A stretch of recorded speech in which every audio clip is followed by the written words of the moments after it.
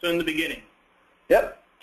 Spent 8 months creating a business plan. And Dave, maybe you can fill in on this, but my partner and I, we were working for the man, as I call it, and working again nights and weekends to create a business plan. And we spent about 8 months creating a business plan. So it took us some time. Put together an SBA loan, small loan of 150 grand, personal guarantee, second mortgage on the house, both my partner and I, and basically said, hey, you know, we got 150 grand, let's make this thing work, which gave us about a 10-month runway. We were burning about 15 grand a month in cash, so we had about 10 months to make this thing go or shut her down. And which is where a lot of small business owners, again, I mean, many that are on the call probably are sitting in positions like this, where you either go out and obtain a loan to get the thing going and collateralized by real estate. Everything you got. Yeah. Everything you got. And you know, the mindset of an entrepreneur who's willing to just go and jump in all the way and say, you know what, I'm going all the way into this thing, and if I lose everything, fine, I can start over, no big deal, versus somebody who's, well, I don't really want to put anything in, I just want to get it started, use somebody else's money to do it, and I'm not going to do it, but I've never done this before. There's definitely those types of people, right? Well, we talk about this a lot. I talk about in the book, and we talk about the seminars, the passion, focus, and team. I mean, the passion to me is that all in, right, both feet in. I mean, although I talk about my mindset philosophy and the way I viewed my business, my mindset philosophy at this point in my life was this. I was about to turn 30 years old. I'd worked for PepsiCo. I worked for big companies. I worked for small companies. I said, you know what? I don't want to be 5 years from now looking back going, I should have started that business. That was the main reason that drove me to do that. And what's the worst case scenario? I mean, I didn't have a ton of money at the time anyway. What's the worst case scenario? The bank takes my house, and I go back to working for the man. Okay, well, I'm already doing that anyway. Yeah. So to me, it was an all or nothing. And I mean, that attitude, I think the most successful business owners that I meet, they have that attitude. I mean, I know your story wasn't that much different. I mean, it was, I'm stopping everything else I'm doing. I'm going full bore at this company. Yeah, exactly right. I think to me, it's a big thing, and it's amazing how many people have a different kind of an attitude than all in, and it's not, I'll do my best, it's, I'll do whatever it takes. Exactly. It's a totally different mindset. And most small business owners is, you know, hey, I'll do whatever I can to make it work.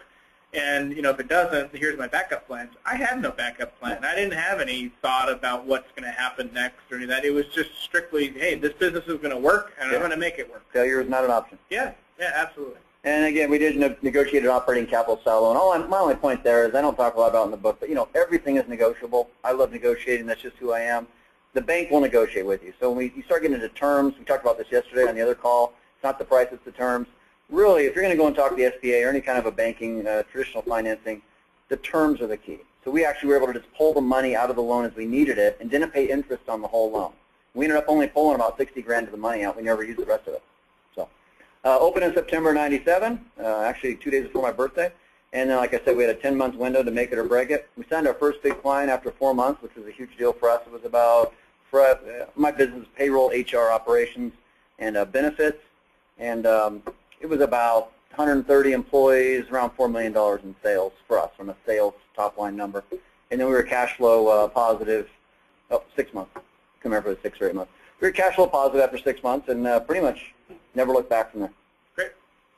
And that is also something that, again, where most business owners are probably not breaking even after 6 months, right? I mean, a pretty typical business would be probably a year or two before. Well, again, you know, inspect what you expect. So I had set it up this way. We had 10 months, period. That was the finish line. That was the end zone. That was whatever analogy you want to use. Okay, that was the cliff. We had 10 months. Yeah. I said over and over again, desperation is a great motivator. I talk about that in the book. You know, standing there going, you know, oh my gosh, how am I going to make this work? But you know what? When you start telling your mind that this is where I got to be, this is how I'm going to get there, it happens. I like that. Paid off the SBA loan at the end of '98. We were doing $8.5 million in sales at the end of '98.